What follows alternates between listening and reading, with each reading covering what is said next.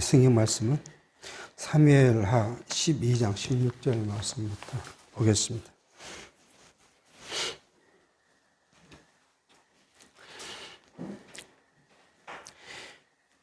그 다윗이 그 아이를 위하여 하나님께 간구하되 금식하고 안에 들어가서 밤새도록 땅에 엎드렸으니 그 집에 늙은 자들이 곁에 이르러 다윗을 일으키려 하되 왕이 듣지 아니하고 저희로 더불어 먹지도 아니하더라. 우리는 사무엘하 11장에서부터 다윗의 범죄와 그리고 12장에 다윗을 그 범죄에 대한 하나님의 징계, 그리고 하나님의 용서, 하나님의 위로, 이것들을 지금 살펴가고 있습니다. 우리가 11장에서는 11장이죠. 11장에서는 다윗의 이제 범죄가 나와 있고요. 그 다음에 12장에서는 이 다윗의 범죄에 대한 하나님의 징계, 그리고 하나님께서는 다윗을 용서하신 것. 다윗의 징계와 용서가 이루어지니까 하나님께서는 다윗을 또 어떻게 합니까? 위로하십니다. 위로. 이렇게 지금 12장에 살펴갑니다. 그런데 이 11장에 지난번에도 말씀을 드렸지만 11장 다윗의 범죄가 왜 다윗은 범죄하도록 하셨나 하는 것이 숙제입니다. 그때도 말씀을 드렸지만 이것이 하나님의 섭리 중에 하나님의 교육의 한 일편을 방편으로 우리가 해석할 수 있다고 생각했습니다. 열왕기에서 보면은 하나님은 다윗을 평가를 하는데 뭘 이야기하냐 그러면 밧세바, 이 범죄죠. 밧세바의 사건 말고 그 외에는 하나님의 마음과 같았다는 것을 이야기해요. 하나님 마음 같았다. 그러니까 아마도 다윗은 이 범죄 이후에 굉장한 많은 부분에서 근신했을 거로 봐요. 그래서 하나님께서는 결국 다윗을 자기 마음에 드는 자라고 이야기하는데 꼭 이걸 찝었습니다. 밧세바의 일, 우리아의 아내 밧세바의 일 외에는 내 마음에 드는 자였다고 그렇게 말씀을 합니다. 그리고 이것을 보면 다윗의 범죄는 뭐예요? 하나님께서 이 다윗은 하나님의 언약이 어떻게 된다? 꼭 성취하시는 여호와라는 것을 그런 깊이 인식할 수밖에 없어요. 그냥 회피한 일에만 하나님께서는 이루시는 것이 아니라 무엇과도요? 범죄한 가운데, 고난 가운데, 역경 중에서도 하나님은 스스로 언약하신 일들을 이루어 가신다는 것을 확신해 볼 수 있는, 확증해 주는 사건이라고 이제 우리가 볼 수가 있습니다. 자, 우리는 이제 이 지난 시간까지는 다윗의 징계를 살폈죠. 징계를 살폈는데 우리는 여기에 하나 이 징계 중에서 이 세 가지, 첫 번째는 뭘 했냐고 하면 첫째죠. 첫째는 하나님이 뭘 주신다고요? 칼이. 내가 우리아의 아내 밧세바의 남편 우리아를 어디요? 암몬 사람의 손에 칼로 죽이기까지 했으니 너의 집에 칼이 영영이 떠나지 않을 것이다 하는 것을 이제 말씀하셨고요. 둘째는 하나님께서는 어떻게 해요? 너가 남의 처를 가진 것처럼 내 처를, 다윗의 처들을 다른 사람에게 줄 것이다. 그런데 너는 은밀한 가운데 했지만 나는 백주에 그것을 범하게 할 것이라고 말씀을 합니다.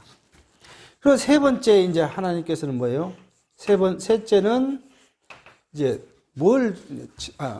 재화. 네 집에 재화를 일으킬 것이라고 이야기를 했어요.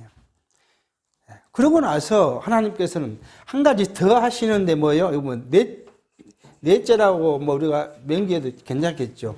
내가 이랬으므로 뭐예요? 내 아들을 죽일 거다. 죽일 것이라고 이렇게 말씀했습니다. 그러고 나서 14절 이후에 하나님께서 이 아이를 침으로 심히 알았다. 그렇게 말씀을 지난 시간까지 살폈습니다. 자, 다윗이 지금 자기 바세바가 낳은 아들이 심히 앓습니다. 하나님은 그 아이를 죽이겠다고 이미 선언을 하셨고요. 다윗이 지금 자기 골방에 들어갔습니다. 아무것도 먹지 않고 금식하면서 아이를 이제 살려달라고 지금 기도하고 있는 것이겠죠. 그러니까 그 집에 늙은 사람들이 이제 가서 다윗을 일으키고 먹게 하려고 했지만 다윗은 그 말을 듣지 않고 먹지도 않았다고 지금 이야기를 하고 있습니다. 여기서 늙은 자는 뭐 우리가 보면 다윗의 집안에 나이 많이 든 형제들, 뭐 숙부나 삼촌이나 이런 사람들 이야기할 수도 있지만 성경학자는 주로 이렇게 말합니다. 이 늙은 자의 히브리어는 자켄인데 이걸 과거에 그 보면 창세기 이런 데서 보면 장로라고 이렇게 이제 번역을 하는 것을 보면 다윗의 신하 중에서 신뢰가 가장 높고 나이 많은 사람들이라고 이제 볼 수 있어요. 그런 사람들이 와서 다윗을 지금 먹게 하려고 지금 찾아왔다. 그런데 다윗은 듣지 않았다. 이게 부모의 마음이에요. 우리 자녀들이 사실은 뭐 어떤 아픔도 있을 것이고 육체적인 아픔도 있을 것이고 다른 여러 가지 일들이 있었을 때 부모가 어때요? 그 부모가 자녀를 위해서 기도할 수밖에 없는 것이 믿음의 부모들의 입장이에요. 그게 이제 근데 이건 믿음의 부모들만이 하는 것이 아니라 일반인도 마찬가지잖아요. 자기 자녀가 잘 되기를 바라고 그들은 뭐 정한수를 떠놓고 새벽마다 빌기도 하고 다 하죠. 이게 부모의 마음이에요. 이게 다윗은 이미 하나님께서 선언했음에도 불구하고 인간적 아버지의 마음으로 지금 기도하고 있는 걸 볼 수가 있습니다. 그러나 하나님은 다윗의 기도를 들어주시지 않죠. 왜냐하면 자기가 이미 한번 선언했기 때문에 그 선언을 변개할 수가 없어요. 그래서 이제 18절입니다. 이래 만에 그렇게 아픈지 이래 만에 그 아이가 죽으니라. 그러나 다윗의 신복들이 아이의 죽은 것을 왕에게 호하기를 두려워하니 이는 저희가 말하기를 아이가 살았을 때 우리가 말하여도 왕이 그 말을 듣지 아니하셨나니 어떻게 그 아이의 죽은 것을 고할 수 있으랴. 왕이 회상하리로다 함이라. 다윗이 그 신복들의 서로 수근거리는 걸 보고 그 아이가 죽은 줄을 깨닫고 그 신복들에게 묻되 아이가 죽었느냐. 대답하되 죽었나이다. 다윗이 땅에서 일어나 몸을 씻고 기름을 바르고 의복을 갈아입고 여호와의 전에 들어가서 경배하고 궁으로 돌아와서 여호와 명하여 음식을 그 앞에 베풀게 하고 먹은지라. 나단이 예고한 대로 이제 이래 만에 아이가 죽었다. 그렇게 지금 이야기합니다. 이렇게 이야기해요. 범죄한 다윗이 하고 있는 그 재앙은 아이에게 임한다는 게 답변하기 어렵다는 것이 구속사적으로 보면 그래요. 성경은 지난 시간에 말씀을 드렸지만 분명히 사람은 뭐예요? 자기의 실수, 자기의 죄로 하나님의 징계를 받고 뭐 죽음을 당하든지 뭐 하는 것이지 자식이 죄 때문에 아비의 죄 때문에 자식이 그렇게 심판을 받지 않는다고 말씀하셨는데 어떻게 다윗이 범죄했다고 그 낳은 아이가 하나님께서는 쳐서 죽일 수 있느냐 하는 것이 지금 구속사에서 해석할 수 없는 사건입니다. 근데 여기는 우리는 뭘 관가하고 있냐 그러면 그 범죄에 대해서 하나님의 선언을 관가하고 이야기하면 말이 안 되는 얘기예요. 근데 하나님께서 이미 우리가 살펴듯이 14절에 선언을 했어요. 그러므로 너는 죽지 않지만 나단이 이야기하죠. 당신은 여호와께서 용서해서 죽지 않지만 당신의 아이는 정녕 죽을 것입니다. 이건 하나님께서 선언하신 일이기 때문에 그대로 이루어지는 것이지 그 선언이 없었다면 사실 그 아이는 죽었다면 이상한 성경이 될 수밖에 없는 것이죠. 그래서 하나님께서는 구속사에서는 이 언약과 성취라는 의미를 딱 빼놓고 육체적인 것을 해석하면 그리고 과거의 성경을 같이 끌어오면 이건 말이 안 되는 그런 성경적 사건이라고 이야기를 해요. 그러나 우리는 이제 성경신학적 입장에서 보면 하나님의 언약, 약속은 반드시 이루어져야 하기 때문에 그 대에 바로 당대에 이루어지고 있는 걸 볼 수가 있죠. 자, 아이가 이제 죽은 줄 모르고 사람들이 가서 이야기하려고 그러는데 왕이 살았을 때도 말을 안 들었는데 죽었단 말을 하면 왕이 듣겠냐? 그리고 이제 회사에 나가 몸을 이제 해야 한다는 거잖아요. 막 슬퍼서 막 할 것이다. 그렇게 생각하고 있는데 수근거리니까 왕이 알고 얘가 죽었냐고 물어 죽었다 그러니까 자기가 이제 몸을 다 경직하고 이제 이 여호와 전에 들어가서 기도하고 그리고 나와서 음식을 베푸고 이제 먹습니다. 이게 참 희한한 일이죠. 그래서 이제 신하들이 이야기합니다. 21절입니다. 신복들이 왕께 묻되 아이가 살았을 때에는 위하여 금식하고 우시더니 죽은 후에는 일어나서 잡수시니 어찌미니까 가로다 아이가 살았을 때에 내가 금식하고 운 것은 혹시 여호와께서 나를 불쌍히 여기서 아이를 살려주실는지 누가 알까 생각함이니와 시방은 죽었으니 어찌 금식하라 내가 다시 돌아오게 할 수 있느냐 나는 저에게로 가려니와 저는 내게로 돌아오지 아니하리라. 자, 이렇게 해서 다윗은 하나님께서 치신 그 일에 대해서 수긍하지요. 하나님의 치신 일에 스스로 그 하나님의 결정에 승복하고 자기를 복종시키는 다윗을 볼 수 있어요. 사실 그래서 다윗이 우리가 봤을 때 우리가 똑같은 성정을 가졌고 우리가 똑같이 범죄하는 그런 상황에 있음에도 불구하고 다윗을 우리가 위대하게 볼 수 있는 것이 하나님의 말씀, 하나님께서 하신 일에 스스로 복종하며 거기에 순응하고 있는 모습을 볼 수 있어요. 자, 우리도 마찬가지로 육체의 우리 삶을 살아가면서 여러 가지 일들을 만나는데 만날 때마다 우리는 불평합니다. 거기에 왜 그랬지? 우선 그렇죠. 일이 있으니까. 그 다음에 어디서 잘못이 됐지? 내가 하나님께 뭘 불순종했는가? 내가 그런 것 같지도 않는데? 하면서 모든 원인을 자기가 하나님의 약속, 하나님의 섭리에 순응하는 것보다 그것을 역형해서 해석해 보려고 노력하지요. 이게 이제 사실은 믿음의 사람들이 갖는 가장 버려야 될 것 중 가장 큰 것이라고 볼 수 있어요. 우리는 매사에 모든 일에 하나님의 섭리를 인정한다면 우리의 삶에 있어서 이러한 일들을 순응할 수밖에 없는, 우리가 역행할 수 없어요. 우리가 생각만 그렇게 할 뿐이지 일어난 일들을 역행할 수 없는 것이요. 다시 그렇게 내가 죽어서 그 아이에게 갈 수 있지만 죽은 그 아이가 내게는 올 수 없다. 그러면 내가 이제 금식할 필요가 없다. 라고 지금 다윗은 이야기를 합니다. 자, 그게 우리는 택한 백성들은 항상 매사에 하나님의 일에 범사에 인정하는 신앙, 이것이 이제 우리에게 주어진 교훈이죠. 그렇게 되니까 하나님께서는 그 아이에 대한 죽음도 있고 다윗의 회개도 있고 용서도 이제 이루어졌으므로 24절부터는 다윗을 이제 위로하는 것을 이제 살펴갈 수가 있겠습니다. 24절 다윗이 그 처 밧세바를 위로하고 저에게 들어가서 동침하였더니 저가 아들을 낳음에 그 이름을 솔로몬이라 하니라. 여호와께서 그를 사랑하사 선지자 나단을 보내사 그 이름을 여디디아라 하시니 이는 여호와께서 사랑하심을 인함이더라. 그러니까 이제 슬퍼 있는 그 밧세바 아내에게도 그렇고 자기에게도 그렇고 하나님께서는 위로하는데 그 상응되는 아들을 주셨다고 지금 성경은 이야기합니다. 근데 여기에 보니까 그 전에는 누구예요? 우리아의 아내 밧세바였는데 성경은 여기서부터 다윗이 성경은 다윗의 처 밧세바를 처로 지금 인정하고 있는 걸 볼 수 있어요. 이것은 밧세바가 이제 하나님이 인정하는 그 부부의 관계라는 것을 성경은 이제 명시하고 있고요. 그리고 그것을 태어난 솔로몬이 그 적자라는 것을 좀 증명해 주고 있는 걸 볼 수가 있습니다. 솔로몬이라는 이름이 하나님께서 사랑하심을 인해서 준 자라 여디디아라고 성경은 이야기합니다.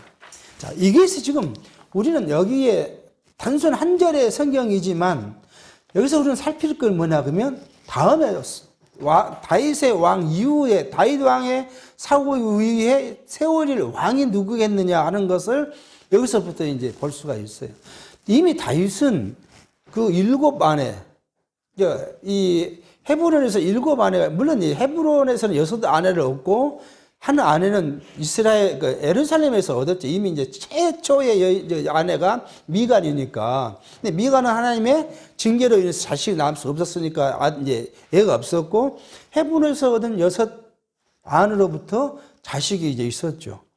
그러면 첫 번째 장남인 암놈이 뭐예요?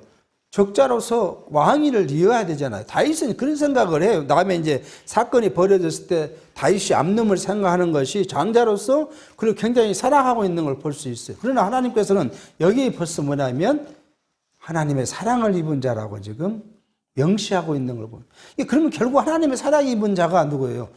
다음 왕위를 이어갈 것이고, 그 전에 우리 7장으로 가면 하나님께서는 내 수완이 차서 내가 내 조상으로 돌아갔을 때 너가 낳은 아들 중에서 대를 이을 것이고 내가 그에게 3가지 약속해 주시겠다고 약속했던 것을 이제 살펴볼 수가 있는 것이죠.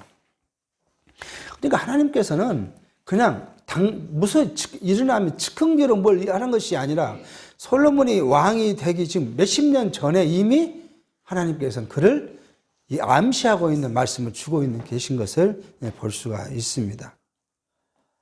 이것이 이제 하나님의 징계와 사랑이에요. 하나님께서 우리를 사랑하시는데 징계만 하신 것이 아니라 그 사랑에 대한 표현은 뭐예요? 위로하신 것. 징계도 하나님의 사랑이고 위로도 하나님의 사랑인 걸 볼 수가 있어요. 우리가 우리의 삶 속에서 일어난 여러 가지 일들이 하나님께서는 우리를 사랑하셨기 때문에 그 자리에 그런 일도 주셨고 그 일 때문에 우리가 위로를 받으면 그 위로도 하나님의 사랑에 의해서 우리가 위로를 받고 있음을 볼 수가 있어요. 일전에 말씀을 드렸지만 하나님의 은혜, 사랑을 우리가 아는 방법은 우리가 육체가 평안하고 모든 범사가 잘 됐을 때 하나님의 사랑을 느낄 수 없어요.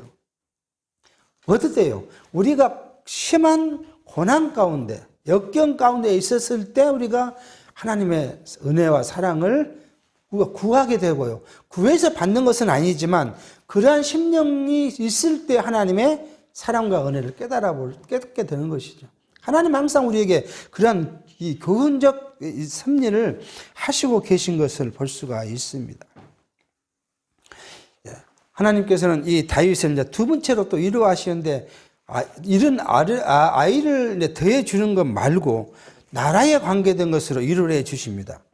26절 요압이 암몬 자손의 왕성 랍바를 쳐서 취하게 되매 사자를 다윗에게 보내어 가로되 내가 랍바 곧 물의 성을 쳐서 취하게 되었으니 이제 왕은 남은 군사를 모아 진치고 이 성을 쳐서 취하소서. 내가 이 성을 취하면 이 성이 내 이름으로 일컬음을 받을까 두려워하나이다. 이미 우리는 그 앞에 11장에서 우리는 하나님 다윗이 요압을 전쟁으로 보냈던 것을 우리가 기억하지요. 그러고 나서 이 전쟁에서 우리는 이제 랍바성을 함락시키지 않고 돌아왔다가 그 이듬해 왕들이 출전할 쯤 됐을 때 다시 요압을 랍바로 보냈습니다. 그리고 솔로몬이 태어났으니까 상당히 1년 이상 전쟁을 하고 이제 있었던 것을 우리가 이제 볼 수가 있을 것이고요. 그렇게 이제 전쟁을 했는데 요압이 이 나파성 본성은 함락을 시키고 지금 물의 이건 물의 성이라고 지금 이야기하고 있는데 고고학자들은 그렇게 이야기합니다. 나빠의 물을 끓은 게 야복강에서 물을 끓여와 가지고 물을 가두는 우리 같으면 수원지죠. 수원지를 지키는 성이라고 이제 그렇게 고고학자들은 이야기를 합니다. 그런 성을 마지막 함락을 시킬 것인데 이 요압이 그 성마다 취하지 않고 이제 다윗에게 와서 남은 약간의 전쟁을 걸쳐서 그 성을 취하라고 보냅니다. 그러니까 다윗이 이제 그 성을 침략하기 위해서 29절 갑니다. 다윗이 모든 군사를 모아 랍바로 가서 쳐서 취하고 그 왕의 머리에 보석이 있는 멜루관을 취하니 그 중랑이 황금 달란트라 다윗이 머리에 쓰니라. 다윗이 또 그 성에서 노력한 물건을 무수히 내어오고 그 가운데 백성들을 끌어내어 톱질과 썰애질과 도끼질과 벽돌 구이를 하게 하니라. 암몬 자손의 모든 성을 이같이 하고 다윗과 모든 백성이 예루살렘으로 돌아오니라. 자, 이렇게 전능가를 받은 다윗이 예루살렘에서 납바로 지금 내려갑니다. 지난번에도 말씀했지만 예루살렘에서 납바 거리는 한 70km 거리니까요. 금방 갈 수 있는 거리죠. 그렇게 내려가서 그것을 쳤다. 그리고 거기에 있는 이 자들을 특히 그 왕이 머리 쓰고 있는 것을 빼앗았는데 왕의 머리 멜류관이 뭐예요? 금 한 달란트 정도 된 무기를 갖고 있는 것이고 백성들은 다 그 종으로 삼았다 이렇게 이야기를 합니다. 금 한 달란트 그러면 이게 한 달란트가 34.4kg예요. 우리가 말한 금 한 돈, 두 돈 그런 거 보면 한 9천 돈 정도 되는 거니까 돈은 뭐 수억이 되는 금액이죠. 이런 것을 머리에 멜류관을 썼다. 왜 이런 말을 할까 하는 것은 이제 다음에 이제 다윗의 형통에서 한번 살펴보겠지만 사실은 뭐예요? 이렇게 말씀하는 성경의 이유는 다윗에게 뭘 하겠다고 다윗의 명성과 그 나라를 부유케 하고 경공케 하겠다는 7장의 약속대로 뭐예요? 하나님께서는 다윗의 명성을 세우고 부유케 했다는 것을 지금 계속 말씀하고 있는 걸 볼 수가 있습니다. 어떤 곳에서는 여기 톱질과 썰해질과 도끼질과 벽돌을 했다는 그런 이야기에 아주 험악한 해석을 한 분이 곳도 있어요. 이것을 암몬 자손을 죽인 사건으로 취급하는 데도 있어요. 그런데 사실 암몬 사람을 이렇게 뭐 톱질과 뭐 이렇게 도끼질해서 죽였다는 것이 아니라 그런 일을 하는 종으로 삼았다고 해석하는 것이 바르지 않을까 생각을 합니다. 자, 그리고 이제 하나님께서는 다윗에게 뭐예요? 적국을 쳐서 멸하게 하고 그 나라를 자기 나라로 복종케 했어요. 그러니까 한편에서는 아들을 다시 줌으로써 위로를 받게 하고 다른 한편으로는 가서 전쟁에서 승리했게 하셨어요. 그런 위로가 다윗은 얼마나 컸을까 한번 상상해 볼 수가 있어요. 하나님께서 다윗에게 나단 선지자로 통해서 너 죄를 용서했다. 너는 죽지 않을 것이라는 그 약속이 현실로 보면 깊이 다 오지 않을 수도 있어요. 그러나 하나님께서는 누구를요? 그 용서했다는 것에 대한 증거로 아들을 줬을 때, 하나님은 내가 한 범죄에 대해서 용서하셨고 나를 위로를 크게 하셨다는 것을 느낄 수 있겠죠. 그러나 한 방편은 또 어떤 고민이 있겠어요. 그런데 혹시 내가 왕이니까 적으로부터 내가 어떻게 당할까? 적으로부터 나를 어떻게 하나님은 나를 공고에 빠뜨릴까 하는 걱정도 있을 수 있지 않겠어요? 그런데 오히려 뭐예요? 적을 쳐서 섬멸하고 그들을 다 빼앗았고 종을 삼았고 그렇게 한 것을 보았을 때 다윗이 기뻐할 수밖에 없겠죠. 우리는 그런 것을 맛볼 수 있는, 해석을 우리는 우리 삶에서 그렇게 해석할 수밖에 없는 거예요. 우리가 생각지 못한 공고가 있었지만 또 어떤 때는요, 그 시간이 지나면서 그것이 모든 것이 해결되고 내 삶이 평안히 찾아왔을 때 내 수고와 노력이 아니라 하나님께서 나를 어떻게 인도하셨다는 것을 우리가 느껴지면 감사가 큰 거죠. 그러니까 우리는 신앙이라는 것이 무엇을 얻기 위해서 하는 것이 아니라 하나님께 주신 은혜와 하나님의 그 은총이 무엇인가를 알고 그 알에 대한 알므로 인해서 감사가 있을 때, 감격이 있을 때, 그때 우리는 신앙이 성장할 수 있는 거예요. 맨날 살려고 기도하고 있는 것이 신앙이 아니라 작은 것을 내게 하나님 허락했을 때 느낀 나의 감사, 이것을 우리는 살아갑니다. 이게 우리의 신앙의 힘이고 믿음의 힘이 될 수 있는 것이죠. 구했는데 못 받으면요. 그 절망감이죠, 우리가. 그 절망감으로 하나님을 신뢰하고 믿을 수 있겠느냐는 이야기예요. 참 그게 넌센스예요. 기존 신학에서 교회가 맨날 얻을 것에 대해서, 받을 것에 대해서 기도하게 하죠. 근데 사실 그 기도대로 이루어진 것이 별로 없죠. 근데 우리가 생각지도 않은 일이 우리에게 이루어지는 일은 있어요. 그랬을 때 우리가 느껴지는 거. 근데 보통 사람들은 다 그 누구의 공이에요? 자신의 공이에요. 근데 우리는 그게 하나님의 주신 은혜라는 것을 우리가 깨닫게 되면, 그러면 우리는 이제 하나님께 감사하게 되고 나가게 되고 그 힘으로 우리를 지탱해 볼 수 있는 것이, 이렇게 지금 하나님께서는 은총을 베푸십니다. 근데 이 은총은 그냥 되는 것이 아니죠. 이미 사무엘하 7장 11절에 이렇게 대적에게서 벗어나 평안케 할 것이라고 하나님 이미 약속하셨기 때문에 그 약속대로 지금 하나님은 이루어 가시는 것을 볼 수가 있어요. 그래서 다윗의 범죄와 징계와 이루 모든 것이 뭐예요? 언약을 성취하신 하나님, 그 여호와로 다윗이 깊이 알게 하는 그 교육의 사건이라는 것을 우리가 생각해 봅니다. 그렇지 않고서는 하나님의 섭리를 이해할 수가 없어요. 자, 이렇게 하니까 이미 하나님은 또 이제 뭐가 있어요? 하나님께서 그 자기 가문에게 내리시겠다는 그 벌, 징계를 또 징계가 이루어져야 되잖아요.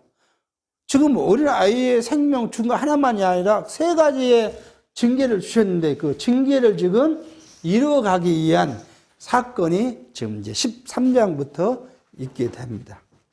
하나님은 그냥 징계를 하는데 칼이 누가 싸우면 좋겠는데 그렇게 섭리하지 않아요. 꼭 소설 같은 일을 지금 하나님은 섭리해 가시는 걸 볼 수가 있습니다. 그게 13장 이제 자녀들의 이제 범죄 사건이 나타나게 된 것이죠. 13장 1절 그 이후에 이제 이런 일이 12장의 일 후에 이 일이 있느니라. 다윗의 아들 압살롬에게 아름다운 누이가 있으니 이름은 다말이라. 다윗의 아들 암놈이 저를 연애하나 저는 천음으로 어찌할 수 없는 줄 알고 암놈이 그 누이 다말을 인하여 심하로 병이 되니라. 그러니까 우리가 보면 앞에서도 말씀을 드렸지만은 이제 미갈이 첫 번째 부인이고요. 이건 이제 예루살렘에서 있는 부인이죠. 그 다음에 아히노암이 있죠. 아히노암이 있고요. 두 번째 이제 부인이고요. 그 다음에 아비가일이 있고요.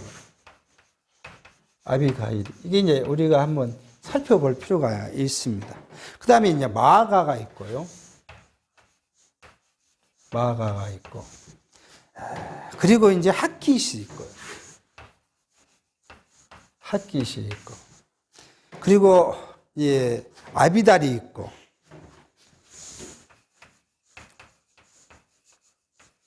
아내가 많죠. 그리고 이제 에글라가 있어요. 이게 이제 헤브론에서 얻은 아내입니다. 자, 아히놈 우리가 했잖아요. 이 아히놈은 어디서요? 시글락에서 올 때 같이 온 여인이고 아비가일은 그 미련한 남자에 관계돼서 우리가 있었던 그 아내이고 헤브론 와서 이 마아가는 뭐죠? 구슬왕 달레, 구슬왕 달레의 딸이에요. 달레의 딸이 마아가인데 이건 뭐예요? 이방인이에요. 이방 여인을 지금 정략적으로 결혼한 그런 여인인 걸 볼 수 있어요. 이게 낳은 자식이 암놈이고, 그 다음에 아비가엘은 기르암인데 이건 일찍 죽었죠. 기르암. 그리고 이 마아갈의 딸자가 압살롬과 이게 뭐죠? 다말이에요. 그러니까 첫 번째 부인의 아들 암놈이 이게 이제 다말을 사랑했다. 그런데 그가 처녀이므로 어쩔 수 없어서 지금 심한 병이 상사병이 걷다. 그렇게 성경은 이야기합니다. 그러니까 여기 처녀라는 이야기는 그냥 뭐 결혼하지 않는 여자를 이야기한 것이 아니라 성경의 이 처녀는 남자를 전혀 연애 한 번도 안 해본, 누구 손도 안 잡아본 그런 여자라고 지금 여인을 이야기를 합니다. 자, 우리는 성경에 이런 이야기를 해요. 신명기 7장 3절에 보면 뭘 하지 말라고? 이방인과 혼인하지 말라고 이야기해요. 그러면서 너는 내 딸을 이방인에게서 주지 말고 이방인의 그다음에 여자를 네 며느리로도 삼지 마라. 그렇게 이야기합니다. 이 사건이 뭐냐면 모압 땅에서 이방인과 여인과 이스라엘 백성들이 만났는데 어떤 일이 있었냐면 여인들이 이스라엘 남자들을 데리고 어디로요? 자기들이 섬기는 신전에 가서 경배케 했어요. 놓아 있지 하나님께서. 그래서 이제 그날에 막 죽임을 당했는데 그 이유를 그가 내 아들들을 유혹하여 그로 여호와를 떠나고 다른 신을 섬기게 함으로 그렇기 때문에 너는 절대 이방 여인과 이방 사람과 혼하지 말라고 하나님께서 신명기 7장에 이제 말하십니다. 그러니까 이 말을 또 갖고 와가지고 현대에 와서 하는 어떤 목사님들은 좀 고집센 목사님들은 뭐라고요? 다른 믿지 않는 남자 여자와 결혼하면 절대 안 된다고 범죄라고 그렇게 또 하는 목사님도 있어요. 근데 바울은 뭐라고 이야기합니까? 너가 혹시 믿지 않는 남자와 결혼했느냐? 그러면 정말 잘 살아라. 그 남자가 만약에 이혼하고자 한다면 어쩔 수 없지만 그렇지 않는 한 정말 잘 사는데 왜요? 너로 인하여 뭐 한다고? 그가 구원을 받을까 하노라. 그래서 바울은 그 혼인 문제에 대해서 우리에게 명쾌한 답을 줍니다.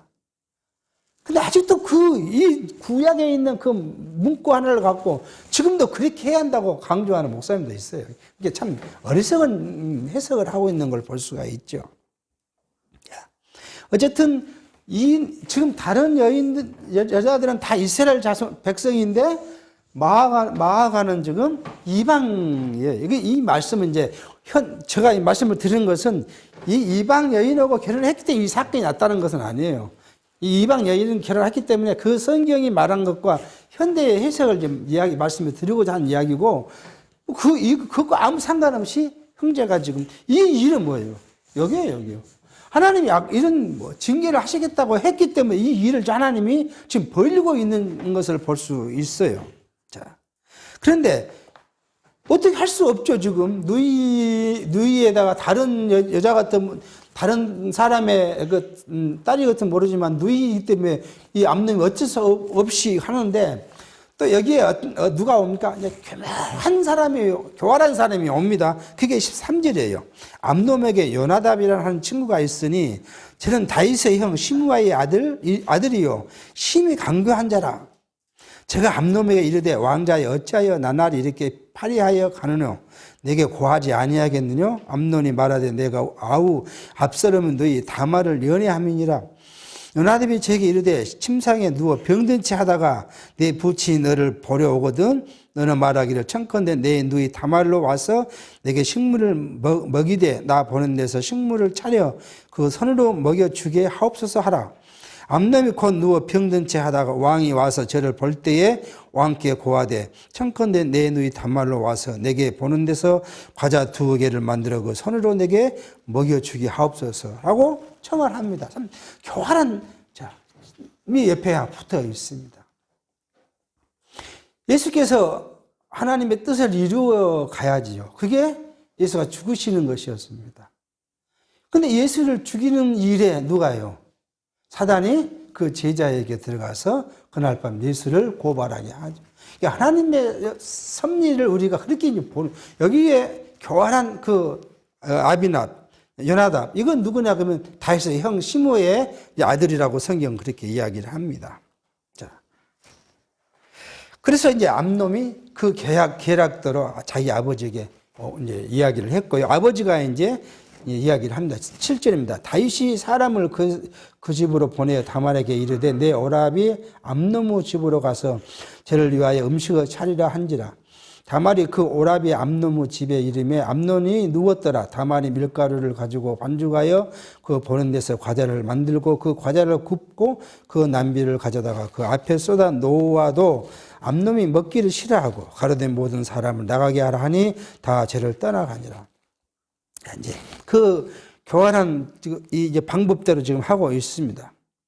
근데 성경이 우리 쭉 사건을 보면 다윗은 의도하지 않게 모든 사건에 개입을 해요.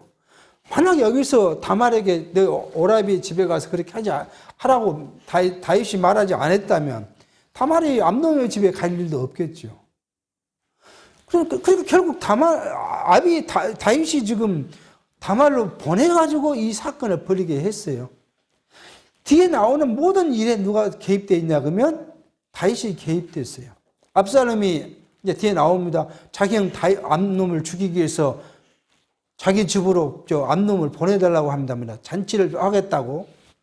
그때도 이상 찝찝하지만 어쨌든 다윗이 가라고 이야기를 해요. 그러니까 암놈이 압살롬의 집에 가서 또 죽게 됩니다. 모든 일에 보면 다윗이 자기의 의도와 관계없이 개입되어 있는 걸 볼 수가 있어요.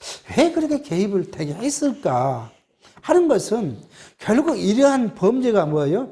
다윗 자신의 범죄로 인하여 하나님께서 징계하신 징계의 선상에 있다는 것을 다윗으로 알게 하고 그것이 자기 뼈에 사무치게 느꼈을 거 아니에요. 자기 아들을 죽이는데 그 사건이 자기가 사랑하는 암놈을 위해서 자기 딸을 보냈는데 그것이 범죄를 하게 하고 그 범죄로 인하여 그 오빠가 보복하기 위해서 그런 사건을 범케 하고 이런 일들을 자기가 생각해보면 죽을 때까지 이 사건을 잊지 못할 거 아니에요. 내가 자기가 했던 과거의 그 범죄가 얼마나 하나님 앞에 불순종했던 것을 생각해 보게 하는 그런 이야기입니다. 근데 당시 팔레스타인은 그런 일이 있었다 그래요. 히브리 관습에는 음식을 만들어 달라고 초청하는 것에 대해서 굉장히 좋게 여겼다는 거예요. 그러니까 여자가 그런 음식을 만들어 달라고 초청하는 일을 굉장히 자랑스럽게 음식을 잘한다는 것이 굉장히 자랑스러웠다는 것인데 그런 게 이제 막 옛날 이야기에 그렇게 나와 있습니다. 그러니까 다윗이 암놈의 말을 듣고 다말을 그렇게 보낸 것은 그렇게 흔쾌한 일은 안 했지만 그러한 관습 때문에 자기가 부자연스럽지 않으면 보내지 않았을까 하는 그렇게 해석하는 해석도 볼 수가 있습니다. 10절에 암놈이 다말에게 이르되 식물을 가지고 침실로 들어오라. 내가 내 손에서 먹으리라. 다말이 자기 만든 과자를 가지고 침실로 들어가 그 오라비 암놈에게 이르러 저에게 먹이려고 가까이 가지고 갈 때에 암놈이 그를 붙잡고 이르되 너희야 와서 나와 동침하자. 제가 대답하되 아니라 내 오라비여 나를 욕되게 말라. 이런 일은 이스라엘에서 마땅히 행치 못할 것이니 이 계획한 일을 행치 말라. 내가 이 수치를 무릅쓰고 어디로 가겠느냐. 너도 이스라엘에서 계약한 자 중 하나가 되리라. 청컨대 왕께 말하라. 저가 나를 내게 주기를 거저치 아니하시리라 하되 암놈이 그 말을 듣지 아니하고 다말보다 힘이 셈으로 억지로 동침하니라. 이 다말은 오빠가 그렇게 자기를 이제 요청하니까 그냥 이렇게 하지 말고 뭐죠? 정식적으로 아버지한테 나와 결혼해야겠다고 이야기를 해서 그러면 아버지가 결혼하라면 내가 오겠다 하는 게 지금 달래는 거죠, 지금. 달래는데도 불구하고 암놈은 자기 힘으로 지금 강제로 여동생을 이제 동침했다고 성경은 이야기합니다. 자, 이게 하나님이 지금 이 가문에 재화를 내리는 과정을 볼 수가 있어요. 이런 재화가 결국은 우리 성경을 육체적으로 해석해서 우리에게 비추어 보면 우리가 범죄하지 않는 인간이 어디 있겠습니까? 그러면 다 하나님의 이런 징계에 우리가 놓여야죠. 그럼 놓이면 우리가 온전하게 생명을 부지할 수 있는 사람이 세상에 아무도 없죠. 로마서가 말한 대로 우리는 세상에 죄 짓지 않는 죄인이 아닌 사람이 하나도 없기 때문에 그 죄값으로 우리가 사망을 당해야 한다면 온전히 사망에서 면제를 받을 인간은 아무도 없어요. 자, 그런데 이게 뭐예요? 죄를 지적하는 그런 부류들의 이야기하면 꼭 이런 것을 갖다가 이제 붙여 이야기합니다. 지금은 부흥회가 별로 없지만 과거 부흥 집회 참 많이 다녀봤죠. 다녀보면 그 이야기예요. 항상 이야기지만 서두는 기승전결이죠. 처음에는 뭐예요? 죄 이야기했다가 그 다음에 죄 용서했다가 하나님 용서한다고 했다가 그 다음에는 뭐예요? 하나님께 충성해야 한다고 하는 일들이 딱 이제 일관성이 그렇게 가는 거죠.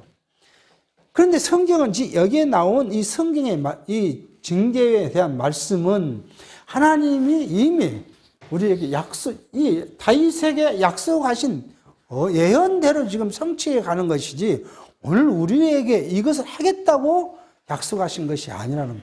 오늘 우리에게는 뭐 한다고요? 그리스도를 통해서 구속의 은혜를 너에게 줬다. 그러면 너희가 그 그리스도를 믿음으로 거룩해지고 의인이 되었고 그 의인이 됐다는 것만 너희가 하나만 가지고 내가 사는 것이 아니라 의인이 되었다는 사실을 누가요? 성령께서 내게 보증해 주시고 성령이 너희를 위하여 인쳤다는 것을 인정할 것이라고 약속해요. 그럼에도 불구하고 교회가 꼭 어떤 일이 있으면 죄란 것을 꺾고 와서 성도들을 불편하게 합니다. 그런다고 해서 우리가 그러면 죄를 지고 살자. 성경은 그 이야기는 아니죠. 우리가 율법으로 인한 죄에 대해서 그리스도를 통해서 구속의 은혜를 받은 것이고 그게 하나님의 계획과 섭리고 약속이고 성취이다는 것을 성경이 말하고자 하는 이야기지. 너희도 똑같이 죄 지으면 뭐 범죄했을 때 하나님이 징계하신다 하는 것이 아니죠. 사실 하나님의 범죄에 대한 징계는 육체에 이른 것보다는 더 커요. 뭡니까? 우리 중생한 속사람의 아픔이 더 커요. 육체가 죽고 뭐 육체가 아프고 육체가 뭐 어떤 일을 당하는 그것이 아니라 중생한 내 영은 뭐예요? 범죄하지 않고 하나님께 나아가기를 바라는 것이 중생한 영의 속사람의 오심인데 내가 육체가 범죄했을 때 가장 아픈 것이 누구냐면 속사람, 내 속사람이에요. 딱 돌이켜보면 내가 범죄했을 때 얼마나 그 속사람이 아프고 답답하고 그래서 하나님께 기도하게 되고 하는 것이지 내 육체의 어떤 문제 때문에 되지 않는다는 것을 우리가 해야 될 것 같습니다. 자, 이렇게 지금 하나님은 다윗의 가문에 재화를 일으키신데 이제 이 다음 보면은 암놈이 처사가 아주 나쁜 걸 볼 수 있어요. 15절 16절만 보게. 그럼 그리하고 암논이 저를 심히 미워하니 이제 미워하는 마음이 이왕 연애하던 연애보다 더한지라 곧 저에게 이르되 일어나 가라. 다말이 가로되 가지 아니하다. 나를 쫓아내는 이 큰 악은 아까 내게 행한 그 악보다 더하다. 하되 암놈이 듣지 아니하고 그 부리는 종을 불러 이르되 이 계집을 내어 보내고 곧 무빗장을 지르라 하니 암놈의 하인이 저를 끌어내고 곧 문빗장을 지르니라. 다말이 채색 옷을 입었으니 출거하지 아니한 공주는 이런 옷으로 단장하는 법이라. 다말이 죄를 그 머리에 무릅쓰고 그 채색 옷을 찢고 손을 머리 위에 얹고 크게 울며 가니라. 다말이 자기의 모든 욕구를 만족하고 보니까 이제 미웠다고 이야기를 합니다. 그래서 가라 하니까 여기에 가하지 않다. 다말이 가로되 16절로 같이 아니하다. 이렇게 이 같이 아니하다는 말을 성경 결론에서는 이렇게 말해요. 일어나 가라 명하고 이에 다말이 암논이 같이 아니하다. 나를 쫓아보내는 일이 큰 악은 아까 내게 행한 악보다 더하다 하는 이 암논의 말 부당하게 지적해 주고 있다는 것인데 이 말이 조금 이제 우리 성경 결론은 같이 아니다면 보다 더하다 하는 것으로 해석을 했어요.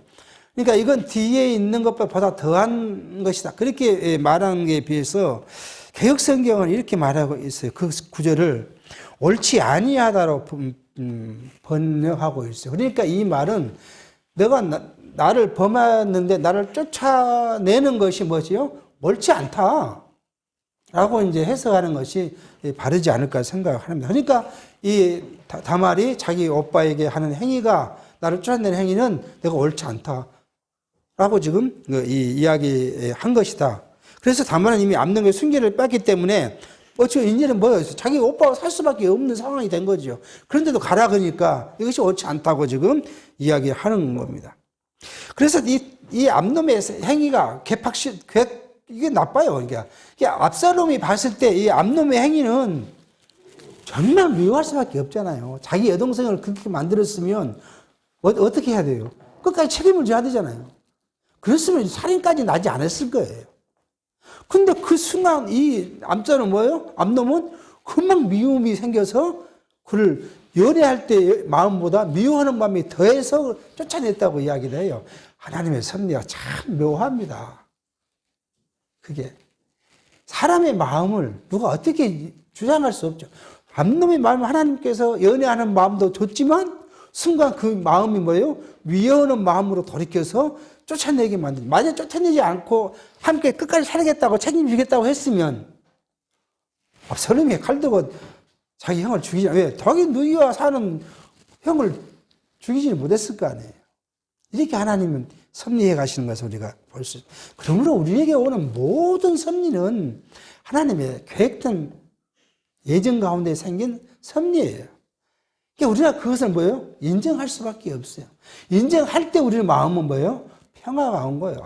내가 이런 것이 아니라 하나님 나를 어떻게 하시려고요? 나를 교육하기 위해서, 나를 훈련시키고요. 그 다음에 이 자리에서 또 어디 자리까지요? 나를 이루어가는 자리까지 하나님은 준비하고 가실 것이라는 것을 우리가 믿어지면 지금 역경이, 고난이, 힘든 일이 견딜 수 있고 미래의 것을 우리가 바라볼 수 있어요.